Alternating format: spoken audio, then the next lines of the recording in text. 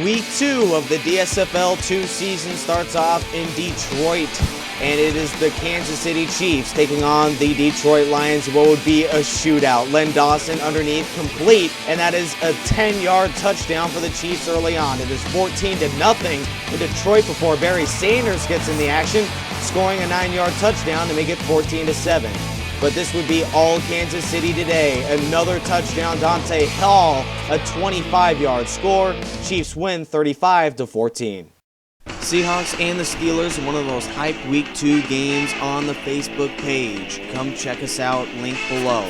Early on, it'd go the Seahawks' way. It'd be Darrell Jackson off the left sideline, 36-yard score. Seattle scores first. It is 7-0.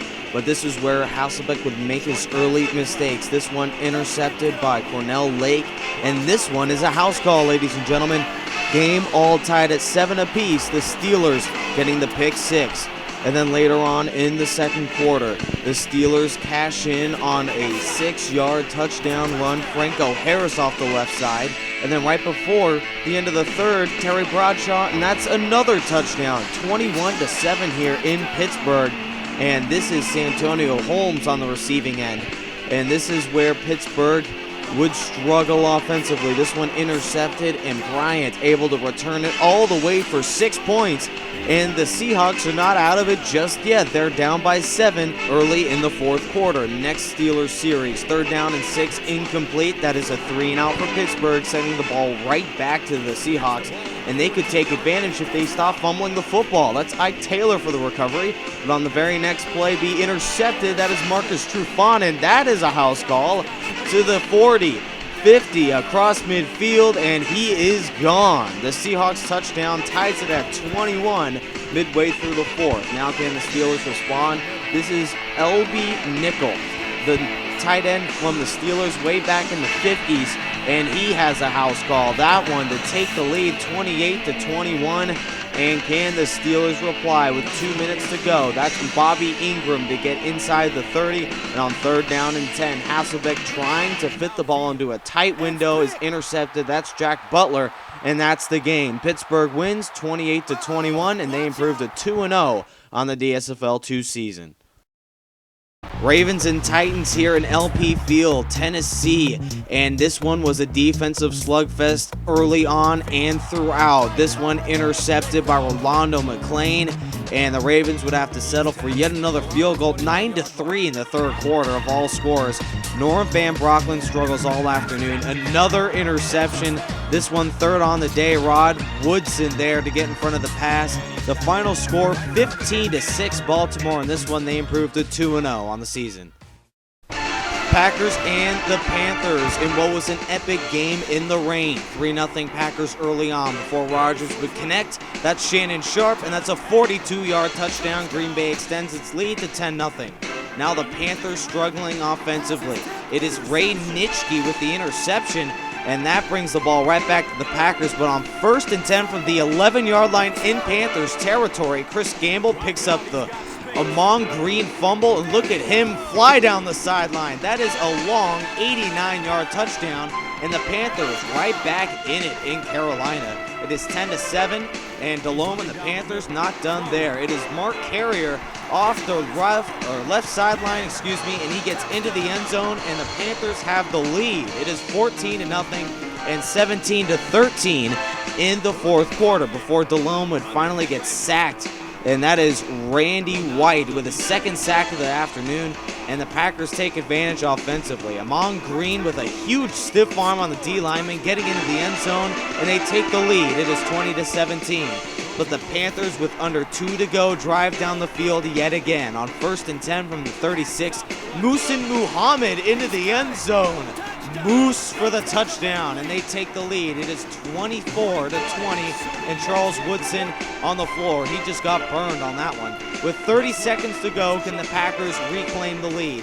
They drive down to the 21, and with 15 seconds to go, Rodgers to the end zone, and it is caught by the tight end Chase Kaufman, and they take the lead and go on to win 27-24. What an epic comeback by the Packers to keep their season alive. They are now 1-1 in the NFC North. Cleveland Browns traveling to Indianapolis to take on the Colts in what was an epic 4 quarters. Edgerrin James off the right side, and he has a 9-yard touchdown to take the early lead. It is 7-0 Colts early in the first. But the Browns respond here on a Jim Brown 9-yard touchdown run, answering right back. It is now all tied at 7 as we end the first quarter. Now the Browns were not done offensively there. Otto Graham off the back side of the end zone, and it'd be caught for a touchdown. And after a Colts 3-and-out, another Graham ball off the 3 tipped Indianapolis defenders. Max Speedy in the end zone catches it for a touchdown, and it's 21-13 in the fourth quarter. Johnny Unitas fumbles the football. Sheldon Brown there for the recovery, and the Browns tack it on with only 2 minutes to play in the game. And the Cleveland Browns, it is now 28-13. Now the Colts have under 2 minutes to go. Can they score 15 points? Marvin Harrison to make it 4th and 2. And then a running play on 4th and 2, and that's Edgerrin James for 10 yards in the first down. Now 2nd down and 2. Unitas driving this ball right down the field. A tight end getting into Browns territory. And on 3rd and 14, Marvin Harrison, his clutch play, getting it at 4th and 1. Now on 4th and 1, Unitas gets hit as he releases the ball, and it is caught on the sideline. Now, was he in bounds? The referee says no, he was not. But they are going to challenge this one up in the booth, and Moore did indeed get 2 feet down. Now on 3rd down and 10, Raymond Berry to get inside the 5, and on 2nd down and goal, Johnny Unitas to the end zone, and it is caught. Reggie Wayne for the touchdown, and we are still in this one. Colts down by 8 with only 19 seconds to go. Now Adam Vinatieri for the onside kick. This one will give Indianapolis a chance. It is tipped off a Cleveland defender, and it is caught, and the Indianapolis Colts have one final chance. Browns coach is mad at this one. Now Unitas back to throw. Lobs one deep to the end zone, and it is caught off the tip. And guess what, folks? They are a 2-point conversion away from tying this ball game at 28. Unitas takes the snap. He is looking for the 2-point conversion as all day long, and he completes it for the 2-point conversion. So now the Colts are tied, and they get the ball to start overtime. How about that? Reggie Wayne off the left sideline, and then Moore for the first down to get into Browns territory. And on 1st down and 10, Unitas deep to the left sideline, and it is caught by Wayne, and they are in field goal range as Wayne catches 9 balls for 125. The ball, the snap, the kick on the way, and Vinatieri is true from 25. And the Colts win 31-28 in this week's Game of the Week. Bears and Saints, and both teams, oddly enough, were undefeated entering this game in New Orleans, but this game would early on go Chicago's way. Walter Payton with a huge stiff arm and a 20-yard score. Chicago takes the lead 14-7 in New Orleans, but the Saints were not going to go down without a hard fight. Who dat for a 54-yard score. Drew Brees to Joe Horn, and he tightropes that sideline, getting the long score for New Orleans, and is now all tied at 14 yet again. Later in the second quarter, Deuce McAllister gets another score, and the New Orleans Saints, down 14-7, take the lead here. But after 2 Bears field goals, Chicago goes back to work with under 2 to go in the fourth. Walter Payton for a first down to get into Saints red zone territory here. Sid Luckman on the very next play, and that is Mike Ditka, ladies and gentlemen, and he wins the ball game for the Bears 29-21. Cardinals and the Skins in another game where the winner improves to 2-0 on the season. Early first quarter, Kurt Warner hooking up with Larry Fitzgerald. How many times have we seen this in the NFL? They would improve to a 10-0 start here in Washington. But the Skins would not go out without a tough fight. Art Monk in the back of the end zone, 10-7 now.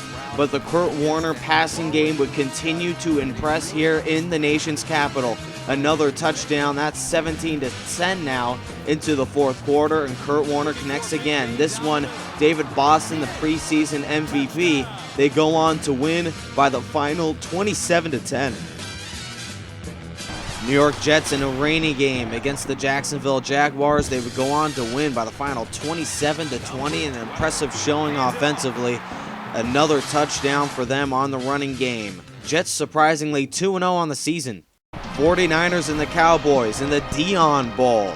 or whatever you want to make of it. This was a pre-game excitement that we have not seen very much in the NFL.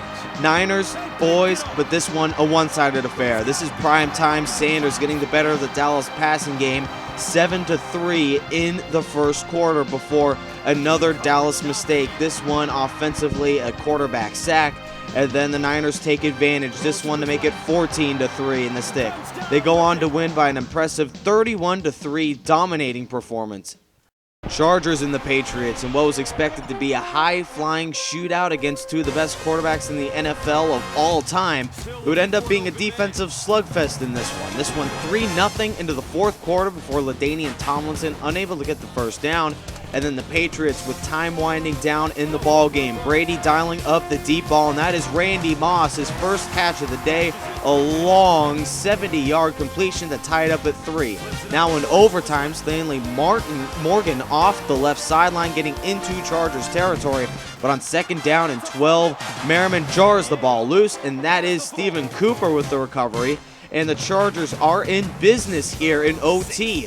With second down and 4, Fouts dialing up the deep ball to the back of the end zone, and that is Gary Garrison tapping the feet down inbounds, and they win the game 9-3. And now after this week 2 contest, both teams are at 500, 1-1 on the season. Texans and the Dolphins in a thriller throughout. Winner goes to 2-0 on the season. Second quarter action, Mercury Morris on the toss, unable to get the first down. That would lead to a Miami field goal, and after this incomplete pass on 3rd and goal, the game would be tied after 3 quarters at 6 apiece. Now the Dolphins have one final chance in the fourth. Mercury Morris off the left side, a 59-yard gainer getting inside the Texans 40. Now third down, on 3, and that's Mercury Morris with the first touchdown of the afternoon. Comes with a minute to go in regulation.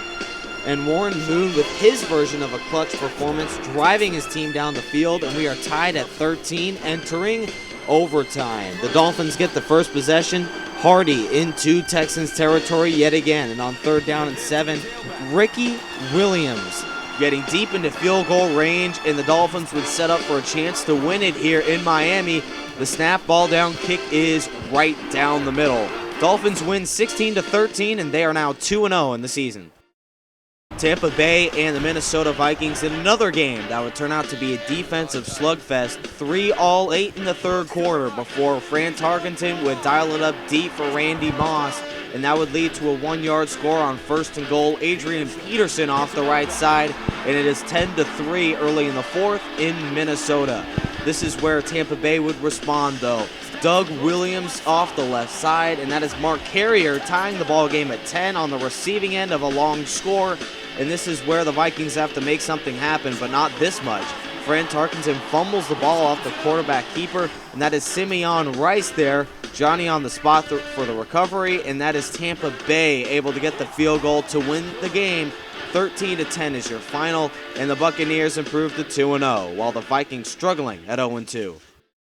The Sunday night game between the Atlanta Falcons and the Philadelphia Eagles, and this one early on went the Atlanta way. Last week, the Falcons shut out 44-0 against the Bears, but after this touchdown, it would be mostly Eagles in the ball game. Deshaun Jackson to tie it up at 7, and then Matt Ryan with a chance to take the lead would fire it into the end zone, but it get intercepted. Brian Dawkins picking it off there, and then what about this DSFL 2 combination? Randall Cunningham to Tommy McDonald, they score again. This one 14-7 now in Atlanta. This combination is proven deadly in the DSFL because look at here. Randall Cunningham deep for Tommy McDonald yet again. And this one even a longer touchdown. The Eagles go on to win big, and Atlanta shell-shocked at 0-2 so far. Final 38-20. Rams and the Giants in the last game of this DSFL Week 2, a Monday nighter, this one in New York. An early touchdown to tie it up at 7 late in the third quarter. That one, Kurt Warner's pass. And this one, another one. L. Ray Hirsch off the right sideline, and that one would nearly win the game if the Giants can't make a play. And on 3rd down and 13, no they can't. Rams win this one 14-7. Here are the updated standings. Make sure to tune in next week for Week 3's action as we move ever so closely to determining the greatest of all time.